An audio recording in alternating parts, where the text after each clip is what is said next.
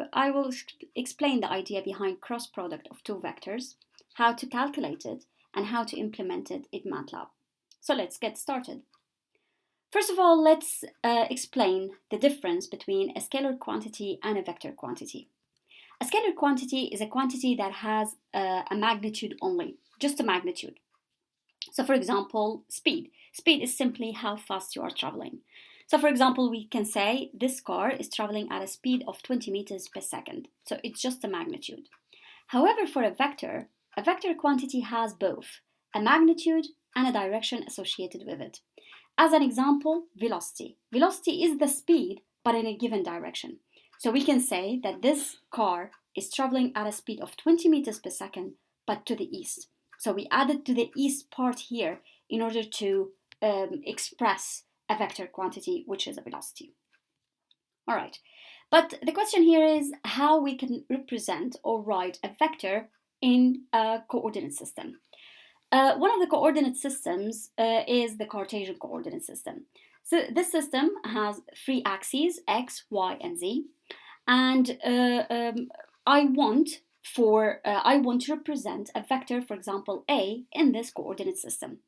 To do this, we need to do projections from this vector into the three axes on x, on y, and on z, and then we need to see where this projection hits these axes. So, for example, we can see here that the projection hits the axis x at this point, which gives us the coordinate of this vector on the x-axis. Also, this projection hits the y-axis at this point, which gives us the coordinate of vector A on the y-axis, which is AY here, and also the projection on the z-axis hits the z-axis at this point, which gives us the coordinate of A on the z-axis. These coordinates express how much vector A takes from these three axes. All right, so we can say that the vector A is AX, AY, and AZ. In numbers, we can say that this projection hits axis X at 5, and hits axis Y at 5, and hits axis Z at 4. There is another way to represent vectors, which is using the unit vectors. So unit vectors are vectors that have 1 as a magnitude of 1. So for example, on the x-axis, the unit vector is I, and the components of this vector is 1 on x, 0, 0. And then on y, we have the unit vector j, which has 0, 1 on y, and 0. And on z, we have the unit vector k, which has one component, 1 on z, and 0, 0 on x and y. So we can write a here as ax on I plus ay on j plus az on k. Using numbers, we can say 5i plus 5j plus 4k. Worth noting here is that for this kind of representation of vectors, these numbers should be written in order. So the first number should express the coordinate on x, the second number should express the coordinate on y, and the third number should express the coordinate on z. All right, so this is how we write vectors. What if we have another vector in this Cartesian coordinate, for example, b? How can we get the coordinates of this vector? Well, exactly the same thing. We need to do projections. We need to see where these projections hit these three axes. So for example, for b here, it hits x-axis on 6. On on the y-axis, it hits on 3. It's on 3. And on the z-axis, it also hits on 3. So there is a typo here. So it should be 6, 3, 3. All right. So the question here is, how can we find a vector C that is perpendicular to these two vectors? So this is C, and this vector is perpendicular to A and to B. How can we find this vector? The answer lies in cross product. If we calculate the cross product between A and B, we can calculate the coordinates of C. How to do this? So let's present the definition of the cross product. So C here equals A, and this here is the cross notation, or is the cross symbol for cross product. So A cross B equals 2. Now, this is the definition. It's the magnitude of A times the magnitude of B times the sine of theta, which is the angle between A and B, times n. So let's go one by one. Let's explain one by one. So the first one is the magnitude of A, and we know that to calculate a magnitude of a vector, you just take the square root of the square of the x component plus the square of the y component plus the square of the z component. Now, for B, is that exactly the same thing, but we use obviously the components of vector B. And n here is the unit vector perpendicular to A and B. So C is the vector perpendicular to A and B, but n is the unit vector. It has a magnitude of 1, which is perpendicular to A and B. And theta here is the value, or is the angle between these two vectors, A and B. All right. Don't forget that once we compute this, we will end up with a vector quantity. All right, so we will end up with a vector that has 3 components if we are in the 3D coordinate system. One more comment to mention here is how to define the direction of the C vector. We can do that using the right-hand rule. So if you put A and B in the direction of your fingers of the right hand, then the thumb will point into the direction of C, which is perpendicular to both of A and B. All right. Now suppose we don't have theta, and we only have the coordinates of A and B, AX, AY, and AZ, BX, BY, and BZ. How can we define, or how can we compute the cross product? So if we don't have the theta, we can use, or we can compute the 3x3 determinant of such of this structure. So this determinant, the first row of this determinant contains the unit vectors of the coordinate system I, j, and k. The second row contains the coordinates of vector A, so AX, AY, and AZ. The third row contains the components of the second vector, which is BX, BY, and BZ. And you know that to calculate the 3x3 determinant, we need to calculate the 2x2 determinant on I, 2x2 determinant on j, and 2x2 determinant on k. So to do that, for I need to take the elements beneath j and the elements beneath k in order to construct the 2x2 determinant on I. And then we have a minus here to calculate on j. So to calculate on j, I have to write minus and then take the elements beneath the I and the elements beneath the k and construct the 2x2 determinant. And then I have a plus to compute the k now. The k component is to take the elements beneath the I, the elements beneath the j to construct the 2x2 determinant. So in this case, once we have determined or we constructed these 3 2x2 determinants, I can easily calculate this. And we know that to calculate the 2x2 determinant, I have to say AY times BZ minus AZ times BY. This is the value of the coordinate on I. And then minus AX BZ times AZ BZ BX. This is the coordinate on J. Similarly on K, you have to multiply AX BY minus AY BX. And as you can see that once we do this kind of computation, the answer or the outcome of this is a vector that has 3 components on I, on J, and on K. All right. Now, the magnitude. So C is a vector and it should have a magnitude. Now, the magnitude of C, I'm going to represent the mathematical equation of this magnitude, and also I'm going to explain the geometrical idea behind it. So the mathematical equation of this magnitude is that the magnitude of A multiplied by the magnitude of B multiplied by the absolute value of sine theta. This is the mathematical equation. However, the geometric idea behind the magnitude is that it can be interpreted as the positive area of the parallelogram that has A and B as its sides. So you can see here, this is the parallelogram that has A and B as its sides. The area of this equals to the magnitude of vector C. All right.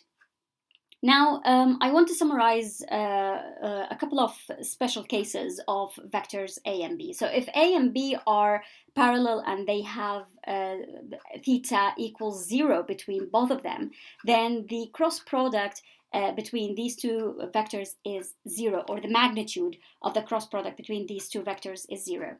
Why? Because the angle between both of them is 0.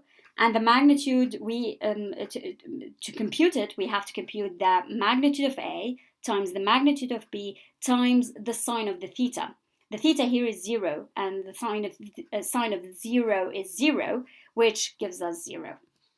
However, if these two vectors are perpendicular to each other, then which is 90, then the magnitude of C can be computed only by the multiplication of the magnitude of A times the magnitude of B.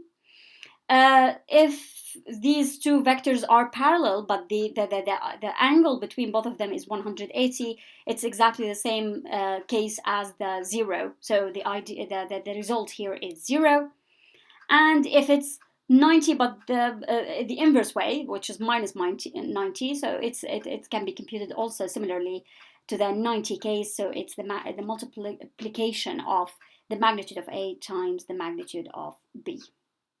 All right, so this is the cross product, the idea behind cross product. This is how we compute it, but how can we code it using MATLAB? So let's move to MATLAB now. So in MATLAB here, I have introduced I have prepared 3 pairs of vectors.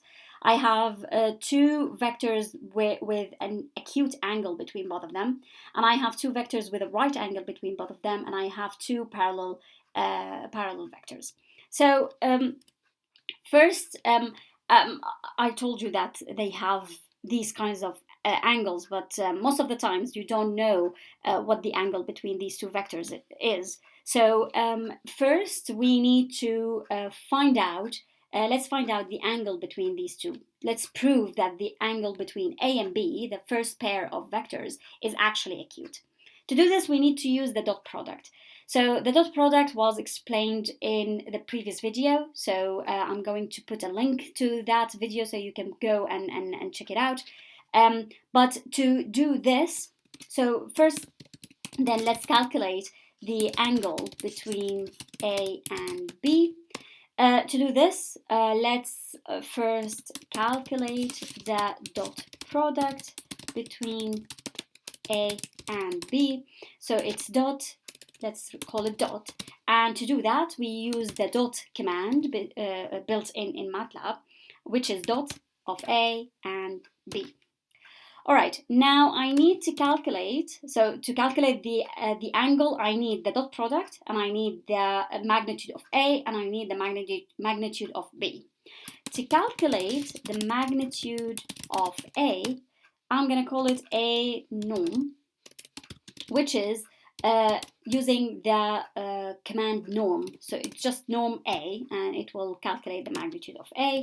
And then I have calculate the magnitude of the other vector B, which is exactly the same thing. So I'm going to go B norm equals to the norm of B. All right, now I can calculate the angle between A and B, which is, I'm going to call it theta. So theta is the A cos here, which is the inverse of the cosine of the dot divided by A norm times B norm.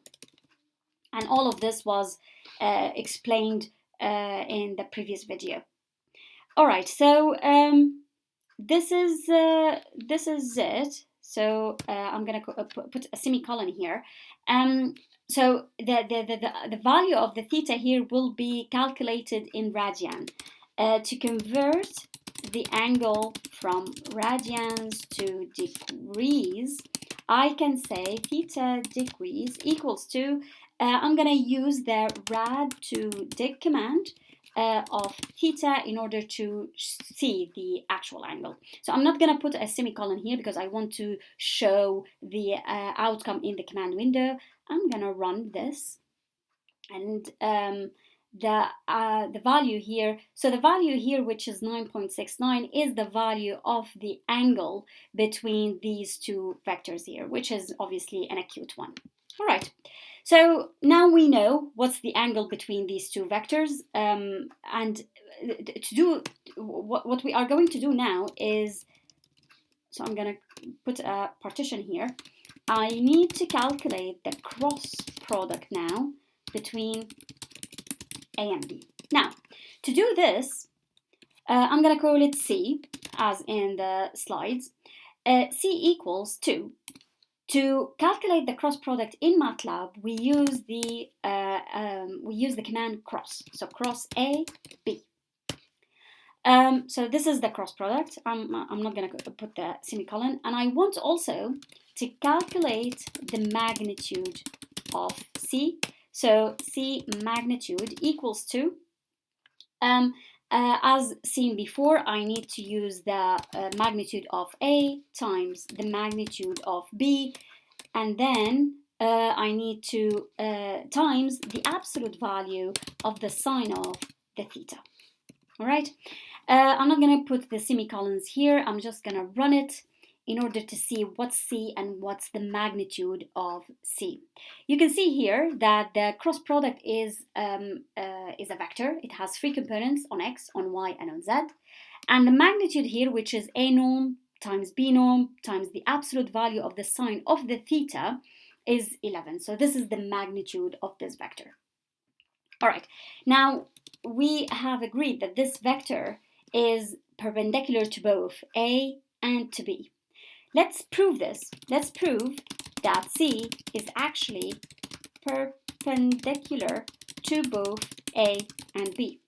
To do this, we need to calculate the angle between C and A and between C and B. All right? So to do this, so I'm going to put a semicolon here. To do this, we need to use the dot product. So I'm going to say theta AC, so the angle between A and C equals to the inverse of the cosine between the dot product between A and C divided by the magnitude of A times the magnitude of C. Sorry, it's C mag. All right, so this is the theta, and I want the theta AC to be in degrees, so it's rad to dig of the theta AC. I'm not going to put a semicolon here, but it should be 90, which is 90. Let's check the case with AB now. So let's put here it's BC and here BC, and I want the dot product between BC and I want the magnitude of B, and let's run that again. So it should be both of them 90. So it is actually C is perpendicular to both A and B. All right. So this is how we can check the angle between these two vectors and the cross product between these two vectors. Let's comment these two vectors and let's move on to the other pair, which let's see what's the angle between these two pairs. So I'm going to remove the semicolon here, so to see what's the angle, and I'm going to remove these two lines here. So I need to see what's the cross product, the vector perpendicular to A and B, and what is the magnitude. All right, let's run this. All right, so the first value is the angle between A and B, and it's clearly that it's 90. So both of them are orthogonal. Now, the C here is the vector perpendicular to both of them, and you can see here that it has 6, minus 18, and minus 2. These are the coordinates. And here we have the magnitude of C, which is 19. All right, now just one comment about this 19. We have seen that the theta is 90. The sine of 90 is 1. So this magnitude should be equal to just the norm of A times the norm of B. I'm going to calculate it here, and it should be exactly the same thing. It is exactly the same thing. So for this special case where these two vectors are orthogonal, the magnitude of C can be calculated only by multiplying the magnitude of A times the magnitude of B. All right, last pair where these two vectors are parallel, the angle between both of them is 0. So I'm gonna run this. So that's interesting. So this is the angle between both of the vectors, which is 0, and this is the vector perpendicular to these two vectors, and the magnitude is 0. Now, the angle between both of these vectors is 0. Sine of 0 is 0, so which makes all of this line equals 0. All right, so this is it. This is for the vector calculus, vector cross product. And if you'd like to know more about the dot product, please check the previous video. If you have any other way to code this, please comment on the comment section. I will add as well the link to the GitHub website where you can find the code that I used here in this video. Thank you very much, and I'll see you in the next video.